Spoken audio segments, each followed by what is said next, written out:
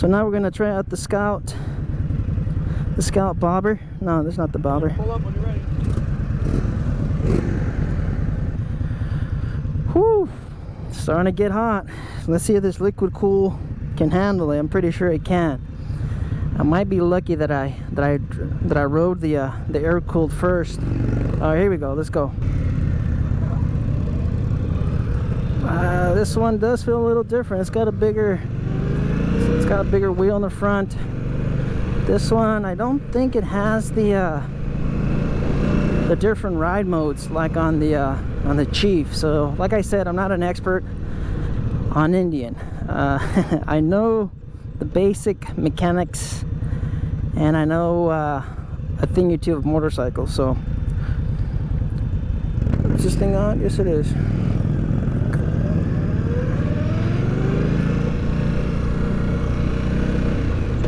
Nobody's wanting to ride the big cruisers. I should have got it on the Challenger. I think people are more excited. I really wanted to ride the FTR. But yeah, there's another guy that wanted to ride the FTR too, but all in good time. All in good time. Alright, so let's talk about the Scout. It's a great bike. It feels kind of like a metric cruiser. It's got that same feel. But I didn't really talk much in this motovlog, mainly because all I wanted to do was get back on the Indian Chief Dark Horse. That's all I wanted to do.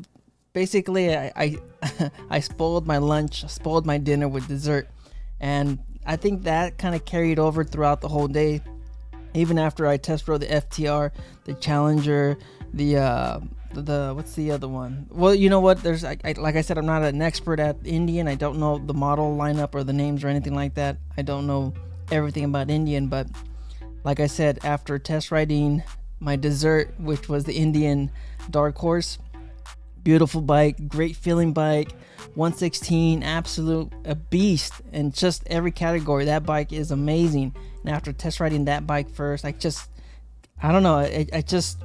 I set the bar, or Indian set the bar so high that by the time I got on the FTR, I got on the Scout Bobber, all the different models that Indian has to offer. It just wasn't, I wasn't as excited.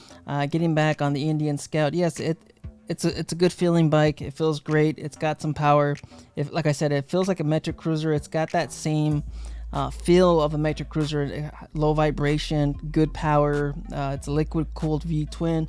It's a beautiful engine, absolutely beautiful engine. It's got some nice lines. It's got that styling of an air-cooled V-twin, but it's got that performance and that power of a liquid-cooled engine. So I like the overall look of it. Comparing that to the Revolution Max, the Indian liquid-cooled engine looks a lot better, in my opinion, from both sides. I mean, it's a beautiful engine. It's light. It's powerful, and it feels great, and it also has some aftermarket support too. It's been out for about, I think, 7 years. I think they released the Indian Scout back in 2014, so it's been out for a while, and it's got some aftermarket support. So it has the category of it, I mean, it hits the categories of everything that you would want out of a classic cruiser. You want the aftermarket support. You want to be able to tinker with the bike, or just modify it and make it yours. So it's got everything. It's a good looking bike. It feels great. It's light. It's agile. Does it feel like a Sportster? No, it does not feel like a Sportster. The Sportster it's a completely different beast. It's not there in performance, but it does give you a lot of that traditional feel and sound. This, however, the Scout Indian, it gives you that traditional feel, but it gives you that modern sound and feel. So I mean, that's pretty much it, and that's why I'm kind of putting it in the category of a metric cruiser more than a classic American cruiser. They're all great bikes, all of them. I enjoyed the event. I had a blast, but like I said, I was just craving that 116 again. I mean, that's just my type of bike. Somebody there was just kind of mentioning, you know what, the FTR is the only real bike amongst the whole lineup. And you know what, I kind of giggled and laughed about that, because that's pretty much what Harley Davidson riders say about all the other bikes. So I just kind of found it funny that this FTR guy was kind of just saying, you know what, this is the real bike. This is a real bike compared to all the other cruisers.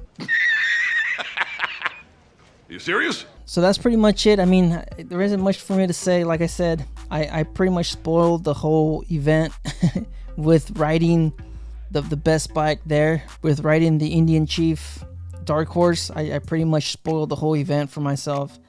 All I wanted to do, like I said, is get back on that bike. So you know what? I had a blast. I enjoyed riding all these beautiful motorcycles.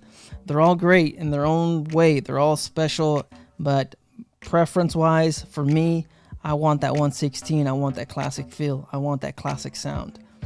So you guys just stay out there, stay safe. Don't believe everything you read. Life's a risk. Get out there and ride. Later.